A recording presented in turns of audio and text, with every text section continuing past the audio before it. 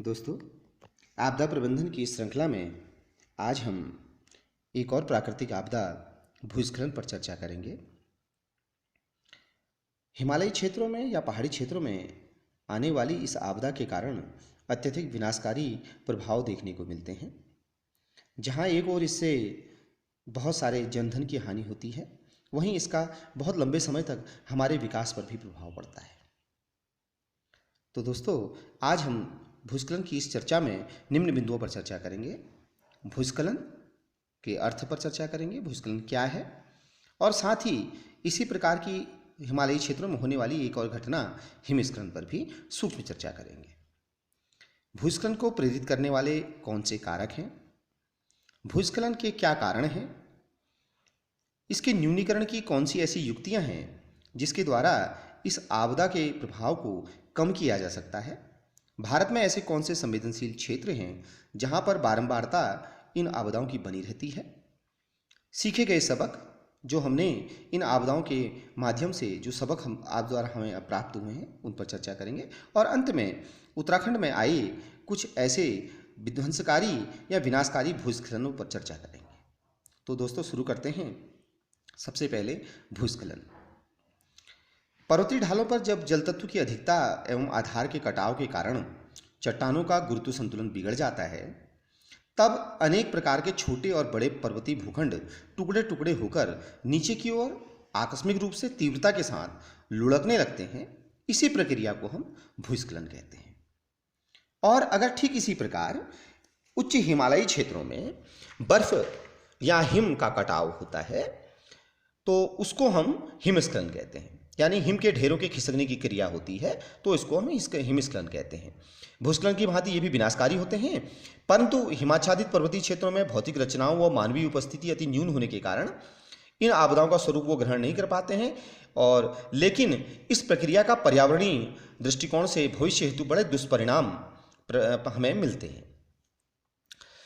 इन दोनों प्रकार की आपदाओं से होने वाले प्रभाव, भौतिक और जनधन की हानियां होती हैं। भूस्खलन रास्ते में आने वाली हर वस्तु को नष्ट कर देते हैं, सड़कों और बस्तियों को क्षति पहुंचाते हैं, रास्ते में आने वाली वस्तुओं को अपने मलबे के नीचे दबा देते हैं, कृषि भूमि को हानि पहुंचती है।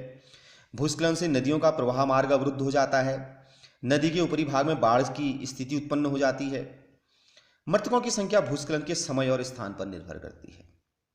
ढलान के नीचे घनी जनसंख्या वाले इलाकों में ये अधिकतम होती है। तो इस प्रकार भूस्खलन हमारे लिए एक बहुत बड़ा कारक बनता है जो हमारे पहाड़ी क्षेत्रों में बहुत सारा नुकसान करता है। अब हम बात करते हैं भूस्खलन को प्रभावित करने वाले या प्रेरित करने वाले कौन कौन से उत्तरदायी कारक हैं। भूस्खलन के लिए कई प्राकृतिक और मानवीय कारक उत्तरदायी होते हैं। ये कारक भूस्खलन की तीव्र उत्पत्ति के कारणों को प्रभावी बनाते हैं। सामान्यतः भूस्खलन के लिए दो प्रकार के मुख्य कारक हैं, एक प्राकृतिक कारक और दूसरे मानव जनित कारक। प्राकृतिक कारकों में अगर हम देखें तो उसमें भूकंपीय गतिविधियां, वर्षा की तीव्रता एवं अधिकता, ढाल युक्त कमजोर चट्टान, पर्वतीय चट्टानों में भौतिक और रासायनिक अपक्षय की प्रक्रिया, और साथ ही जल प्रवाह में अवरोध, ये कुछ प्राकृतिक कारक हैं जो भूस्खलन के लिए उत्तरदायी होते हैं। इसके अलावा मनुष्य ने भी इन प्राकृतिक आपदाओं को बढ़ाने में अपना महत्वपूर्ण योगदान दिया है, चाहे वो वनों का अत्यधिक विनाश उसका कारण रहा हो, अनियोजित भूमि उपयोग हो, अकुशल विधियों द्वारा उत्खनन हो, निर्माण कार्यों हेतु पर्वतों का कटाव और दोषपूर्ण स्थान का चयन। ये कुछ ऐसे कारक हैं जो भूस्खलन को बढ़ावा देते हैं। भारत में अगर हम बात करें तो भूस्खलन के जो मुख्य कारण हैं वो उन कारणों को अगर हम देखें तो भूस्खलन भूकंप अचानक शैलों के खिसकने के कारण होता है, खुदाई या नदी अपरदन के परिणाम स्वरूप ढाल के आधार की ओर तेजी से भूस्खलन होता है, भारी वर्षा या हिमपात के दौरान तीव्र पर्वतीय ढालों पर चट्टानों का बहुत बड़ा भाग जल तत्व की अधिकता एवं आधार के कटाव के कारण अपनी गुरुत्वीय स्थिति में असंतुलित होकर तेजी से विखंडित होकर गिर जाता है। कभी कभी त्वरित भूकंप, बाढ़, ज्वालामुखी विस्फोट या वन कटाई या सड़कों के अनियोजित के कारण भी ये हमारे यहाँ उत्तराखंड में या भारत में अगर देखें तो भूस्खलन के प्रमुख कारण रहते हैं। अब हम चर्चा करते हैं भारत में कौन कौन से ऐसे संवेदनशील क्षेत्र हैं जहाँ पर ये भूकंप की लगातार भूस्खलन से संबंधित आपदाएं आती रहती हैं। इसको हम 5 क्षेत्रों में मानचित्रीकरण किया गया है। पहला है उत्तर पश्चिमी का हिमालय क्षेत्र, जहाँ पर सर्वाधिक हानि इस क्षेत्र से होती है। इसे उच्च और अति उच्च भूस्खलन का क्षेत्र कहा जाता है।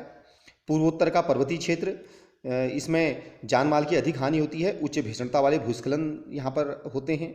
पश्चिमी घाट और नीलगिरी की पहाड़ियाँ, यहाँ पर इसको मध्यम का हम मान सकते हैं। और पूर्वी घाट और विंध्याचल का क्षेत्र, भीषणता की दृष्टि से यह भारत का क्षेत्र जो है निम्न भूस्खलन के क्षेत्र माने जाते हैं। इन क्षेत्रों में भूस्खलन का मानचित्रण इसी आधार पर किया गया है। अब हम बात करते हैं भारत में न्यूनीकरण के लिए कौन कौन से ऐसे उपाय अपनाए जा रहे हैं और किस प्रकार हम इस आपदा के जोखिम को न्यूनतम करने के लिए कौन कौन से ऐसे उपाय अपना सकते हैं। हालांकि भूस्खलन प्राकृतिक घटना है, परंतु मानव के अनियोजित विकास के कारण ये एक आपदा का रूप धारण कर लेती है। इसको न्यूनतम करने के लिए हमारे पास कुछ उपाय हैं। जैसे पहला उपाय है कि संभावित क्षेत्रों का मानचित्रीकरण करें, उनकी पहचान करें। दूसरा उपाय है कि सुनियोजित भूमि एवं स्थलों का निरीक्षण करते रहें ताकि वहाँ पर भूस्खलन से होने वाले क्षति को कम किया जा सके। तीसरा है प्रतिरोधक दीवारों का हम निर्माण कराएं। उत्तरकाशी में वरुणावर्त पर्वत के भूस्खलन के उपचार हेतु स्थान पर इसी प्रकार की प्रतिरोधक दीवारें, रिटर्निंग वॉल बनाई गई हैं। ढलानों को स्थिर करना एक महत्वपूर्ण उपाय है जिसके माध्यम से हम इसको कम कर सकते हैं। ढलानों में घास पात लगाकर, पौधारोपण करके या वृक्ष लगाकर इसको मजबूत किया जा सकता है। और भवनों के निकट अवरोधकों का निर्माण करके भी इस क्षति को कम किया जा सकता है। और अंत में अगर हम देखें तो सबसे महत्वपूर्ण उपाय है कि वनस्पति के आवरण को बढ़ाया जाए। सतत अभियान चलाकर वृक्षारोपण किया जाना चाहिए तथा संरक्षित वन क्षेत्र का विकास करना चाहिए। इससे हम इस आपदा के न्यूनीकरण में हमें ये सहायता मिलती है।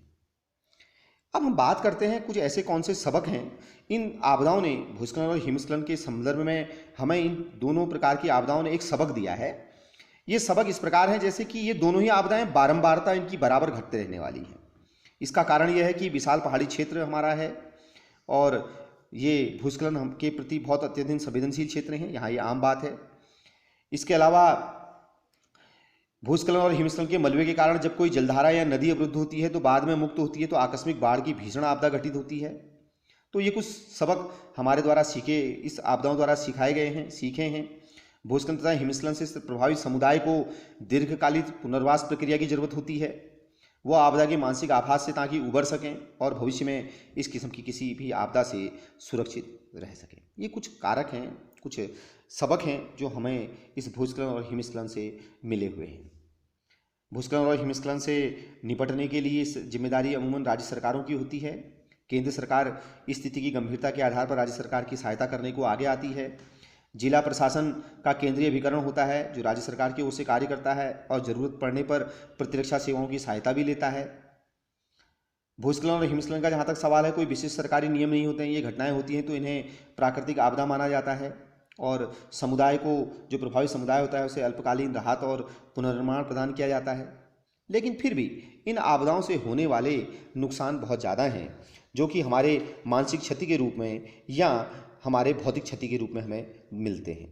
भौतिक क्षति के रूप में जहाँ बहुत सारा नुकसान होता है, जो हमारी सड़कें टूट जाती हैं, विनाशकारी विध्वंस हो जाते हैं, बहुत सारी बिल्डिंगों को नुकसान हो सकता है, सड़कें अधिकतर इससे ज़्यादा प्रभावित होती हैं।